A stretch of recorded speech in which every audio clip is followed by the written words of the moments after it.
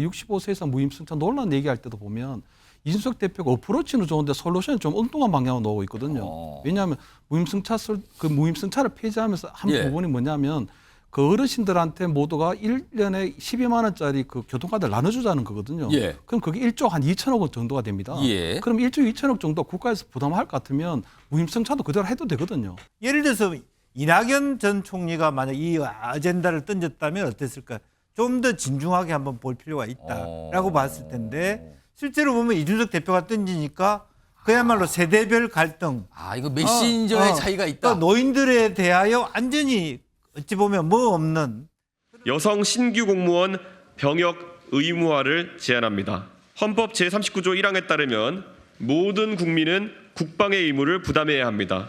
한쪽 성별만 부담했던 병역을 나머지 절반이 조금씩 더 부담해 나가는 방식으로 전환할 것을 제안합니다.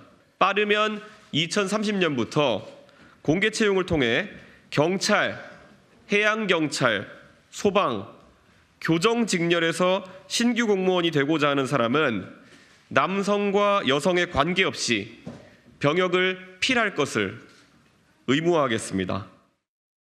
남녀 갈라치기라는 이야기는 이제 제가 무슨 공약을 하든지 간에 약간 반찬처럼 등장하는 내용인 것 같은데 이 내용의 어떤 부분이 남녀 갈라치기에 해당하는지가 저는 명확하지 않습니다. 그러니까 지난 18일에는 65살 이상 지하철 무임승차 제도 이거 폐지합니다라고 나왔어요. 당시에는 이거는 그럼 이 청년 세대 부담을 감안해서 지금 노년 세대가 누리고 있는 저 제도를 폐지하겠다. 그래서 이거는 그럼 세대 약간 뭐 갈라치기입니까? 이런 반응이 있었거든요. 근데 오늘은 신규 공무원, 경찰, 소방, 교정 이런 식이죠. 요거 되시려는 분들은 여성분들도 군대 가나와야 됩니다. 병역 의무를 한 거예요. 여기 오실 때 지하철 타신 분들 많을 텐데 얼마 전까지 찍으면은 1,250원 찍히지 않았습니까, 여러분? 요즘 1,400원 찍힙니다. 7월부터는 1,550원 찍힙니다. 이게 이 상태로 방치하면은 고령화가 지속되면서 아마 지금 수송원가가 2,000원이 넘는다고 하는데 내년쯤 되면은 2,000원 찍힐지도 모르는 겁니다. 김철현 교수님, 유독 이준석 대표의 공약이 갈라치기 아니냐? 이런 논란의 대상이 되는 건 왜 그럴까요? 이게 보통 정책이라고 하는 게 국민 일반을 상대로 해서 보편 타당해야 되거든요. 예. 근데 지난번 무임승차 폐지 논란도 그렇고 한쪽은 이득을 보고 한쪽은 손해를 보는 구조가 돼 있기 때문입니다.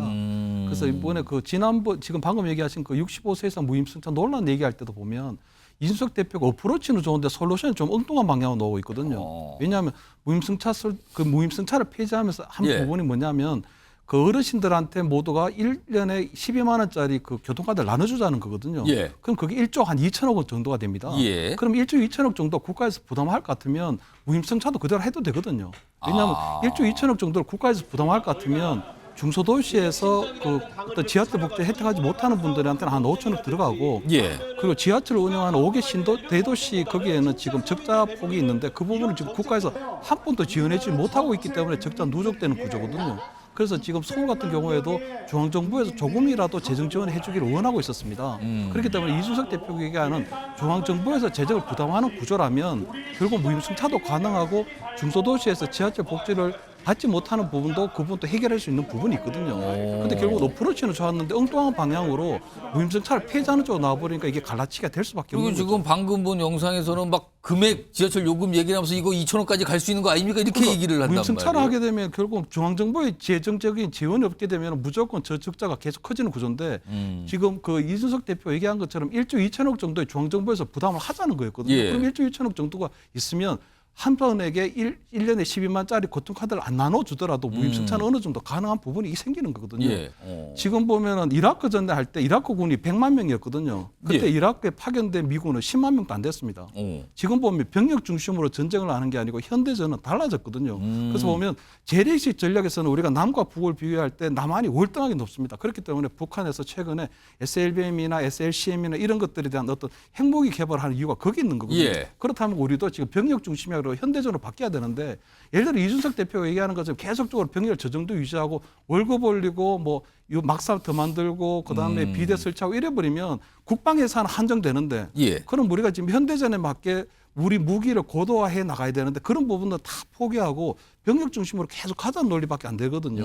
그렇기 때문에 지금은 저출산에 따라서 여성들을 군대 보내자 하는 그런 것보다는 좀 더 고도화되고 일본 자유대처럼 예. 정예화하고 소수 정예화하고 현대전에 걸맞는 무기체계를 갖춰가는 부분으로 맞춰야 되는데 특히 남성 같은 경우는 군대 갔다 오기 때문에 한 3년 정도, 2년에서 3년 정도의 텀이 생기는데 예. 그 부분에 대한 아무런 어떤 뭐 가산점도 없어지고 이렇기 때문에 그 부분에 대해서 남자들이 우리 20대 우리 그 어떤 일자리 문제 때문에 20대 어떤 우리 젊은이들은 여성에 대해서 조금 그런 부분에서 차별적인 요소를 느끼고 있었거든요. 그렇기 때문에 지난 대선 때는 남녀에 대해서 그런 부분이 있었는데 지금은 모르겠습니다. 이번 총선 때도 그런 부분을 노리고 있는지는 모르겠지만 자꾸 저렇게 갈라치게 하는 어떤 솔루션을 내는 것은 좀 바람직하지 않다. 그래서 뭐 무임승차 논란도 그렇고 그다음에 이번에 이 여성들의 어떤 군대 의무화에 따른 어떤 공무원 지원 자격 제한도 그렇고 제가 볼 때는 이준석 대표 좀 더 깊이 있는 조금 솔루션을 내놓을 필요가 있다 이래 보입니다.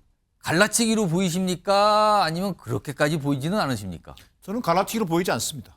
현상은 갈라치기적 현상을 띄고 있지만 예. 저는 이준석 대표다운 저는 선명한 공약으로 보여집니다. 선명하다. 오히려 이준석 대표는 지금 거대 양당의 대표처럼 복싱에 비유하면요 챔피언이 아닙니다. 아웃복싱 할 지금 겨를이 없어요. 지금 인파이팅이 필요한 이준석 대표의 포지션입니다. 그냥 쑥 들어간다는 거예요. 그렇습니다. 바로 그냥. 그러면 도전자 입장은 어떻게 되는 겁니까? 결국은 공세적이어야 됩니다. 그다음에 두 번째는 또 선명해야 됩니다. 그리고 세 번째는 또 참신해야 됩니다. 예. 그러면서 우리 사회에서 금기시됐던 영역에 대해서 문제를 던지고 문제 제기하고 그것을 가지고 공론화시킬 수 있는 계기를 만들 필요가 있습니다. 예. 저는 이준석 대표가 얘기하는 그 소위 이른바 여성들도 군대를 갈 수 있어야 된다. 예. 그 얘기는 뭐냐면 여성들한테 군대를 가란 얘기가 아니죠. 소위 이른바 4개의 직렬, 경찰, 소방 등 예, 4개의 직렬에 제한하고 있지 않습니까? 그리고 오늘 또 발표한 내용도 대단히 중요한 내용입니다만 예. 군인 뭐 자녀들을 대상으로 한 어떤 그 복지 확대라든지 예. 다양한 내용을 품고 있습니다. 이런 것들이 20대 남성을 겨냥한 갈라치기 공약 아니냐라고 하는 즉자적인 어떤 비판보다는 예. 지금쯤 우리나라도 결국 우리도 이 병역 수급 문제라든지 예. 병역 자원 개혁 문제에 대해서 한 번쯤은 논의할 시작이 됐다. 시작할 때가 됐다라는 관점에서 이 공약을 공론화시키고 또 거대 정당들이 이 공약에 대한 공약이 갖는 어떤 현실성 또 비판해야 할 지점들을 논의하면서 예. 이 공약이 국민들에게 좀 더 실감 있고 효능감 있는 공약으로 갈 수 있도록 하는 과정이 필요해 보입니다. 이낙연 전 총리가 만약 이 아젠다를 던졌다면 어땠을까? 좀 더 진중하게 한번 볼 필요가 있다라고 봤을 텐데 실제로 보면 이준석 대표가 던지니까 그야말로 세대별 갈등. 이거 메신저의 차이가 있다. 또 노인들에 대하여 완전히 어찌 보면 뭐 없는 그런 어떤 그 김호일 노인회장님 발칵 화를 내면서 배륜 예. 이런 얘기를 하는데 오히려 사실은 이 제도가 아까 우리 김철환 교수처럼 실제로 보면 오히려 현재 제도를 운영하면서 중앙정부가 돈을 댈 수 있는 구조도 있다라고 하는 토론이 이루어진다는 예. 것은 의미가 있어 보이지만 또 어른이 너무 그런 부분에 대해서 아뜨거라 해서 이익단체처럼 뭐 배륜인이 아니냐 하는 예. 것도 사실 노령화 사회라는 건 뭡니까? 소수의 젊은이가 다수의 노인 인구를 먹여 살리는 예. 시대에 들어왔다. 초고령화 사회에 들어왔다는 것은 또 실제로 보면 스위스나 노르웨이처럼 양성평등적 군 제도를 고민한다는 것은 중요한 아젠다 중에 하나입니다. 다만 이준석 대표이기 때문에 더 많이 그러면 왜 남자 젊은이들이 여자는 왜 군대 안 가나 이런 얘기를 끄집어내기 위해서나 혹은 젊은 세대들이 손해본다는 생각 예. 때문에 하는 거 아니냐 하는 메신저의 어떤 그 말하자면 색깔들이 예. 분명히 있는 건 사실이라고 봅니다. 이준석 전 대표가 만든 이 신당이 총선을 통해서 다수당이 되지 않는 한 이 공약 실현하기가 현실적으로 어려운 거 아닙니까? 지금 선거 전략이죠. 오. 이준석 대표의 전략은 제가 봤을 때 타겟을 명확히 한다. 타겟을 선명히 한다. 예. 그래서 그 타겟이 어디겠습니까? 뭐 저희처럼 이제 미래가 짧은 사람도 아니고 여성도 아니고 결국은 젊은 남자가 내 타겟이다. 예. 그다음에 또 하나는 뭐냐면 빅텐트 없다. 무슨 빅텐트 빅텐트냐. 없다라는 뜻으로 읽으셨어요, 이거를? 아니 저런 주장을 하는데 이낙연 대표가 이걸 갖다 이준석 대표하고 같이 빅텐트를 하겠습니까? 예를 들어서 65 이상 무임승차제도 폐지 이걸 이낙연 전 대표가 받기는 어렵다 이렇게 보시는 거네요. 그다음에 이제 젊은 여성들한테도 오. 지금 뭐 이렇게 뭐 소방 뭐 경찰 이런 예. 걸로 제한한다라고 조건은 달았지만 그런 조건이 귀에 들어옵니까? 여자들도 군대 가야 된다 다 그런 식으로 생각이 되지. 그런데 그런 상황에서 여성들이 과연 이준석 대표를 지지할 수 있을 것인가? 이준석 대표가 포함된 빅텐트를 여성들이 지지할 수 있을 것인가? 예. 전 회의적이라고 보거든요. 그러니까 이준석 대표는 선명하게 젊은 남자들한테만 내가 지지를 받겠다. 그걸로 일정 정도 본인이 원하는 정도의 수준의 그 의석을 내가 차지하겠다. 그 전략이 아닌가? 굉장히 흥미로운 전략이라고 저는 생각을 하고요. 예.